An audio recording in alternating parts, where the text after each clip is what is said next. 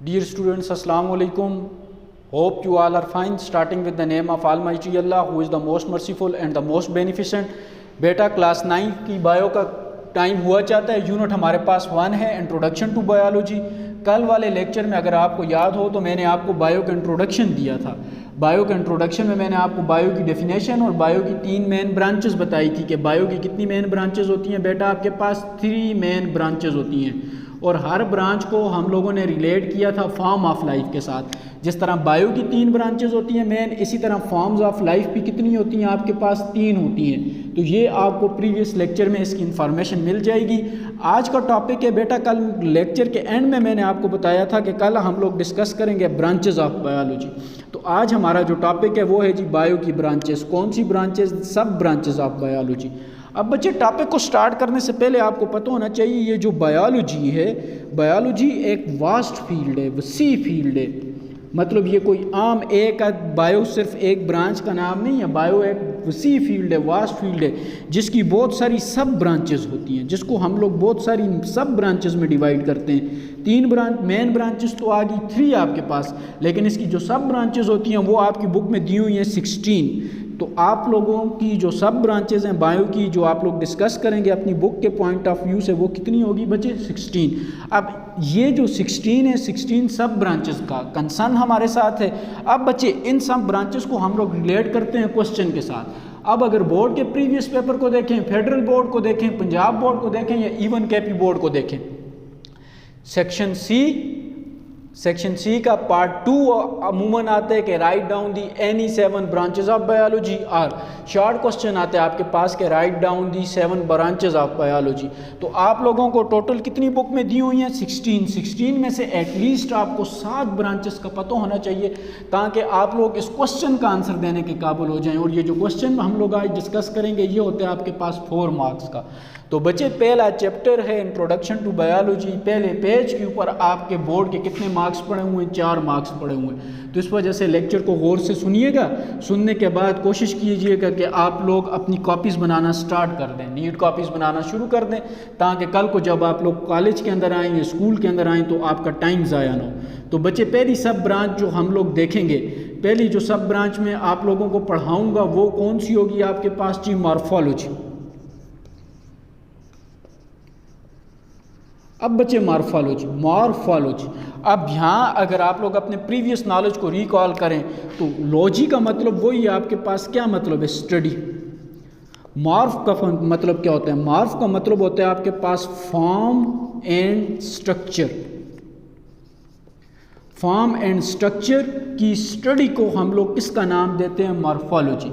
तो इस लफ्ज़ की जब हम लोग एटमोलॉजी देखते हैं, एटमोलॉजी का मतलब क्या होता है कि इस लफ्ज़ के जब हम लोग बेसिक मीनिंग देखते हैं तो हमें पता चलता है इस लफ्ज़ के 2 बेसिक मीनिंग होते हैं। कौन कौन से? लॉजी का मतलब आ गया स्टडी और मॉर्फ का मतलब क्या आ गया? Form and structure. सो आप लोग कैसे डिफाइन करेंगे बच्चे? हर ब्रांच के लिए आप लोग लिखेंगे स्टार्ट में, यहाँ पे मैं लिख देता हूँ, एक ही ब्रांच के साथ लिखूँगा कि ब्रांच ऑफ बायोलॉजी। आगे उसकी डेफिनेशन होगी उस ब्रांच की, जो हर ब्रांच की एक दूसरे से डिफरेंट होगी। Branch of biology they deals with the study of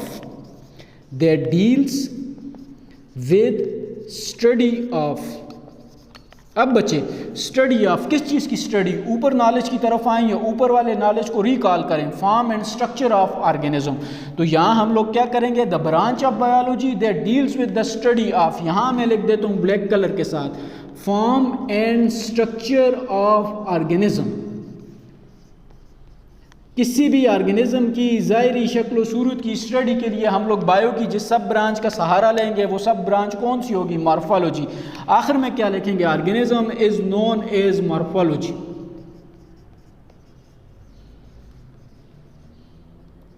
तो ये देखें बच्चे, अब ये जो इतना भी ब्लू कलर वाला है ये हर ब्रांच के साथ कॉमन होगा, इन जिसको मैं इन्वर्टेड कामा में करता हूँ।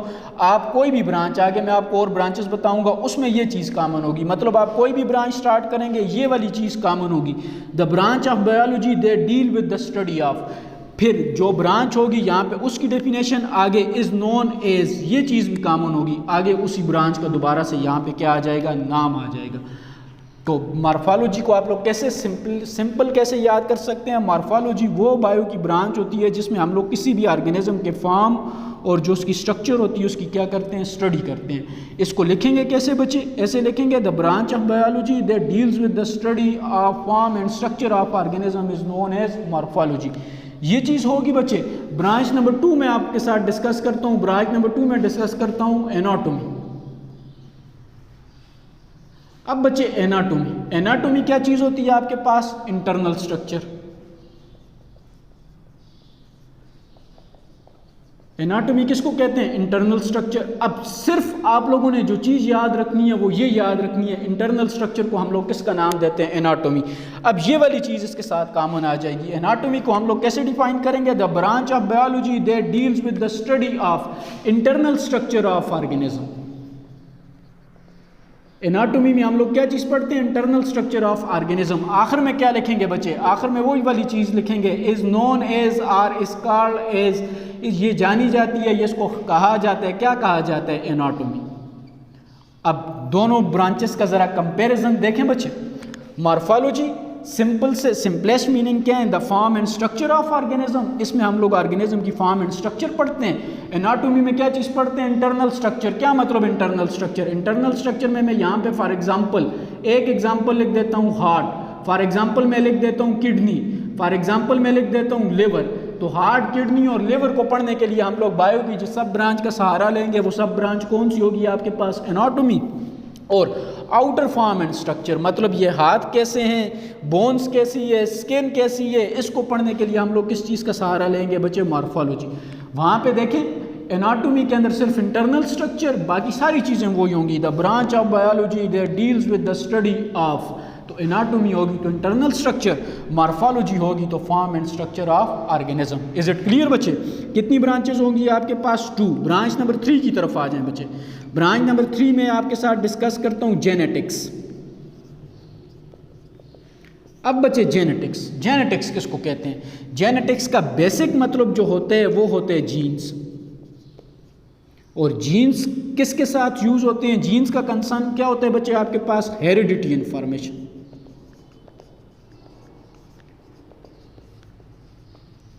अब इसकी डेफिनेशन पढ़ने से पहले आपको इसका पता होना चाहिए, हेरिडिटी इंफॉर्मेशन। तो बच्चे सिंपलेस्ट इस तरह याद रखें, हमारी आंखों का कलर, हमारी स्किन का कलर, हमारी हाइट हमारे वालिदैन की तरह होती है। ऐसा क्यों होता है कि हमारी आंखों का कलर, स्किन का कलर, हाइट, हमारे बहुत सारे कैरेक्टर्स हमारे वालिदैन की तरह के होते हैं? तो बच्चे जो हमारे कैरेक्टर हमारे वालिदैन की तरह के होते हैं उसको हम लोग कहते हैं हेरिडिटी इंफॉर्मेशन। बायो की ब्रांच है जेनेटिक्स। जेनेटिक्स में हम लोग पढ़ते हैं, क्या चीज़ पढ़ते हैं? स्टडी करते हैं। किस चीज़ की स्टडी करते हैं? उस इंफॉर्मेशन की, उन इंफॉर्मेशन की और उन कैरेक्टर्स की जो आपके पास क्या होते हैं? ट्रांसफ़र होते हैं बच्चे। किससे ट्रांसफ़र होते हैं? पेरेंट्स से। किसके अंदर ट्रांसफ़र होते हैं? ऑफस्प्रिंग के अंदर। पेरेंट्स से ऑफस्प्रिंग के अंदर कोई भी चीज़ आएगी तो वो किसकी फॉर्म में आएगी? In the form of genes. किस फॉर्म में आएगी बच्चे? जीन्स की फॉर्म में। तो जेनेटिक्स का मैंने आपको मतलब क्या बताया? जेनेटिक्स का मतलब क्या है आपके पास? जीन्स। जीन्स किसके साथ रिलेट करते हैं? जीन्स का कंसर्न होता है हेरिडिटी इन्फॉर्मेशन के साथ। हेरिडिटी इन्फॉर्मेशन क्या होती है? वो सारी इन्फॉर्मेशन या वो सारे कैरेक्टर्स जो हमारे पेरेंट्स से हमारे अंदर आते हैं, उस इन्फॉर्मेशन को हम लोग किसका नाम देते हैं बच्चे? Heredity information. और पेरेंट्स से ऑफस्प्रिंग के अंदर इन्फॉर्मेशन किसकी फॉर्म में आती है? In the form of genes. So genetics को कैसे डिफाइन करेंगे? The study of heredity characters. Heredity characters की जो स्टडी होती है उसको हम लोग किसका नाम देते हैं बच्चे? जेनेटिक्स का नाम देते हैं। अब हेरिडिटी कैरेक्टर्स क्या होते हैं यहाँ मैंने आपको डिटेल में बता दिए। ये होगी ब्रांच नंबर 3। ब्रांच नंबर 4 की तरफ आ जाएं बच्चे। जब ब्रांच नंबर 4 हम लोग डिस्कस करते हैं तो ब्रांच नंबर 4 हम लोग यहाँ पे डिस्कस करते हैं हिस्टोलॉजी या हिस्टोलॉजी। अब हिस्टो का बेसिक इस लफ्ज़ की बच्चे जब एटमोलॉजी देखते हैं तो इसको भी हम लोग 2 पार्ट्स में डिवाइड करते हैं। हिस्टो का मतलब होता है आपके पास टिश्यूज। लॉजी का मतलब क्या होता है आपके पास? स्टडी। अब बच्चे हिस्टो का मतलब क्या आ गया? टिश्यूज। लॉजी का मतलब क्या आ गया आपके पास? स्टडी। टिश्यूज। अब बच्चे आप लोगों को पता होता है जितने भी मल्टी सेलुलर ऑर्गेनिजम्स होते हैं, मैं मल्टी सेलुलर हूँ, प्लांट मल्टी सेलुलर हैं, आप मल्टी सेलुलर हैं। जितने भी मल्टी सेलुलर ऑर्गेनिजम्स होते हैं इनके अंदर टिश्यूज़ पाए जाते हैं। अब टिश्यूज़ प्लांट्स के अंदर भी होते हैं और टिश्यूज़ किसके अंदर होते हैं बच्चे, आपके पास एनिमल्स के अंदर भी होते हैं। तो प्लांट्स या एनिमल्स की टिश्यू की स्टडी को हम लोग किसका नाम देते हैं, हिस्टोलॉजी। कैसे डिफाइन करेंगे, द माइक्रोस्कोपिक स्टडी या डिटेल या minute study of tissues. The detail study of tissues की जब हम लोग डिटेल स्टडी करते हैं तो जो बायो की सब ब्रांच का हम लोग सहारा लेते हैं वो सब ब्रांच कौन सी होती है आपके पास, हिस्टोलॉजी। तो हिस्टोलॉजी को हम लोग कैसे डिफाइन करते हैं बच्चे, the branch of biology that deals with the study of या that deals with the microscopic study of tissues, जिसके अंदर हम लोग किसकी स्टडी करते हैं, टिश्यूज़ की। अब बच्चे टिश्यूज़ एनिमल की भी हो सकते हैं और टिश्यूज़ किसके हो सकते हैं आपके पास, प्लांट्स के भी हो सकते हैं। तो ये ब्रांच आ गई आपके पास 4। ब्रांच 5 की तरफ जाते हैं बच्चे। जब ब्रांच 5 को या ब्रांच नंबर 5 को हम लोग डिस्कस करते हैं तो हम लोग जो ब्रांच डिस्कस करेंगे उसका नाम लिखते हैं बच्चे सेल बायोलॉजी। सेल बायोलॉजी और साइटोलॉजी। एटमोलॉजी देखें, साइटो का बेसिक मतलब होता है सेल, लॉजी का मतलब होता है स्टडी। अब क्या होगा आपके पास डेफिनेशन, आप ज़रा डेफिनेशन बताएं ना, क्या डेफिनेशन बनेगी, the study of cell, the study of cell along with its organelles. अब बच्चे सेल और उसकी ऑर्गेनेलीज की जो डिटेल स्टडी होती है वो बायो की जिस ब्रांच में हम लोग करते हैं वो ब्रांच कौन सी होती है बच्चे, सेल बायोलॉजी। अब ऑर्गेनेलीज, ये चीज़ हमारे लिए न्यू है। ऑर्गेनेलीज हम लोग इस बुक के यूनिट नंबर 4 में डिस्कस करेंगे। तो इस बायो 9 का जो यूनिट नंबर 4 है उसमें इंशाल्लाह डिटेल के साथ हम लोग सेल की ऑर्गेनेलीज डिस्कस करेंगे। सिर्फ यहाँ पे हम लोग बायो की ब्रांचेस देख रहे हैं तो हमें सिर्फ सेल बायोलॉजी का दूसरा नाम आना चाहिए। The cell biology is also known as cytology. Cell biology क्या होगी इसकी definition, the study of cell along with its organelles is known as cell biology. तो ये बायो की ब्रांच नंबर 5 आ गई बच्चे। बायो की ब्रांच नंबर 6, जब हम लोग ब्रांच नंबर 6 की बात करते हैं तो ब्रांच नंबर 6 में मैं आपको पढ़ा देता हूं टेक्सोनोमी। अब बच्चे टेक्सोनोमी, अब टेक्सोनोमी ये क्या है आपके पास बच्चे, ये भी बायो की क्या है आपके पास, सब ब्रांच है, the sub branch of biology, जिसमें हम लोग क्या करते हैं, जिसमें हम लोग क्लासिफाई करते हैं। किसको क्लासिफाई करते हैं, जिसमें हम लोग ऑर्गेनिजम्स को क्लासिफाई करते हैं, ऑर्गेनिज्म की क्लासिफिकेशन करते हैं। किसके मुताबिक ऑर्गेनिज्म की क्लासिफिकेशन करते हैं, अकॉर्डिंग टू ऑर्डर, ऑर्गेनिज्म के ऑर्डर को क्लासिफाई करते हैं, ऑर्गेनिजम्स के ऑर्डर को क्लासिफाई करते हैं। और साथ में क्या करते हैं, जो ऑर्गेनिज्म हो, ऑर्गेनिज्म को हम लोग क्या करते हैं बच्चे, ऑर्गेनिज्म को हम लोग अलॉट करते हैं, देते हैं। क्या चीज़ देते हैं, साइंटिफिक नेम। तो how we define the term taxonomy, taxonomy is a sub branch of biology which deals with the study of classification and naming of organism. तो बुक के अंदर क्या लिखा हुआ है बच्चे, बुक के अंदर लिखी हुई होंगी 2 terms, which deals with the study of classification and naming of organism. अब बच्चे classification and naming of organism, तो क्लासिफाई ऑर्गेनिजम्स इनटू ऑर्डर्स, हम लोग ऑर्गेनिजम्स को ऑर्डर के अंदर करते हैं। लेट्स सपोज अगर मैं आपको अपनी एग्जांपल दूं तो हम लोगों का जो ऑर्डर है वो प्राइमेट्स। क्यों प्राइमेट्स है, ये जब हम लोग क्लासिफिकेशन देखेंगे हमें पता चल जाएगा। तो हमें ऑर्डर प्राइमेट्स देने के लिए बायो की जिस ब्रांच का सहारा लिया गया वो ब्रांच कौन सी है, टेक्सोनोमी। बच्चे यहाँ पे लिखा है कि विच deals with the study of classification, classification का मतलब हमें पता चल गया, ऑर्गेनिज्म को क्लासिफाई करते हैं ऑर्डर्स और सब ऑर्डर्स के अंदर। And naming of organism, what do you mean by naming of organism. Naming of organism का मतलब क्या है कि हम लोग इंसान हैं, उर्दू में हमें इंसान कहते हैं, इंग्लिश में हमें ह्यूमन्स कहते हैं। तो यहाँ उर्दू और इंग्लिश का कंसर्न तो नहीं है, जितने भी ऑर्गेनिजम्स होते हैं उन सब का एक साइंटिफिक नेम होते हैं। तो साइंटिफिक नेम ऑर्गेनिज्म को बायो की किस ब्रांच में दिया जाता है, टेक्सोनोमी के अंदर। तो हमारा साइंटिफिक नेम क्या है, होमो सेपियंस। आप कोई भी रिसर्च करेंगे अपने पेपर के अंदर आप लिखेंगे कि होमो सेपियंस, आप ये नहीं लिखेंगे कि मैंने इंसानों के ऊपर रिसर्च की या मैंने ह्यूमंस के ऊपर रिसर्च की, तो लोग तो नहीं समझेंगे, चाइना वाले नहीं समझेंगे, यूरोप वाले नहीं समझेंगे, तो आपकी रिसर्च ज़ाया चली जाएगी। तो आप क्या लिखेंगे, आप इस ब्रांच का सहारा लेंगे, इस ब्रांच का सहारा लेते हुए आप उस ऑर्गेनिज्म जिसके ऊपर रिसर्च करेंगे उसका क्या चीज़ लिखेंगे बच्चे, साइंटिफिक नेम। तो इसके लिए हमें कौन सी बायो की ब्रांच मिलती है, टैक्सोनॉमी। एक ब्रांच और देख लेते हैं बच्चे, ब्रांच नंबर 7। ब्रांच नंबर 7 हम लोग देख लेते हैं जी, कौन ब्रांच नंबर 7 जो हम लोग डिस्कस करते हैं वो है आपके पास जी एम्ब्रियोलॉजी।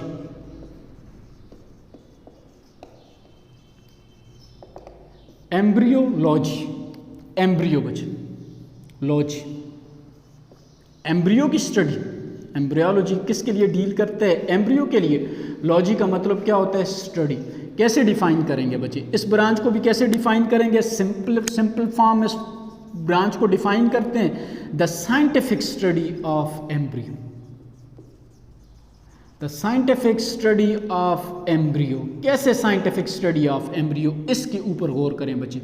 एम्ब्रियो, अब एम्ब्रियो क्या होता है आपके पास, एम्ब्रियो हम लोग कहते हैं आपके पास कि एम्ब्रियो प्रेजेंट होते हैं मदर की बॉडी के अंदर। हम लोग कहते हैं आसान अल्फाज में उर्दू में इसको डिस्कस करें तो एम्ब्रियोलॉजी में हम लोग किस चीज़ की स्टडी करते हैं कि माँ के पेट के अंदर बच्चा बनता कैसे है, how formation of babies take place inside the mother body. तो हम लोग कैसे इसको डिफाइन करते हैं बच्चे, एम्ब्रियोलॉजी को डिफाइन करते हैं the scientific study of embryo. क्या मतलब scientific study of embryo, scientific study of embryo का मतलब क्या है आपके पास के formation of embryo and phenomena that take place inside body of mother।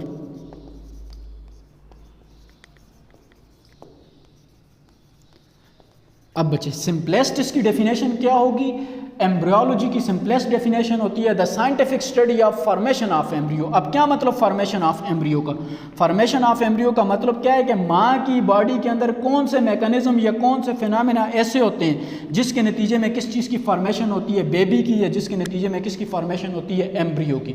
तो बच्चे आज मैंने आपको क्वेश्चन, शॉर्ट क्वेश्चन का आंसर करना सिखाया कि write down the any 7 branches of biology. कौन कौन सी ब्रांचेज हम लोगों ने डिस्कस की, morphology, anatomy, genetics, histology, cell biology, taxonomy and embryology. तो ये 7 ब्रांचेज आपके साथ डिस्कस की। टोटल ब्रांचेज मैंने आपको लेक्चर के स्टार्ट में बताई थी कि बायो की टोटल सब ब्रांचेस कितनी है बच्चे, 16। 7th हम लोगों ने डिस्कस कर दी ताकि हम लोग अपने एक शॉर्ट क्वेश्चन का आंसर देने के काबिल हो जाएं, और यही शॉर्ट क्वेश्चन फिर आप लोग बच्चे अपनी कॉपीज़ पे भी लिखेंगे। जब आप लोग आएंगे तो इंशाल्लाह आपकी कॉपीज़ के ऊपर इसको चेक किया जाएगा। आज के लेक्चर के लिए इतना ही। नेक्स्ट लेक्चर में जब हम लोग आएंगे तो बाकी 9 ब्रांचेस डिस्कस करेंगे। तब तक अपना ख्याल रखिएगा। अल्लाह हाफ़िज़।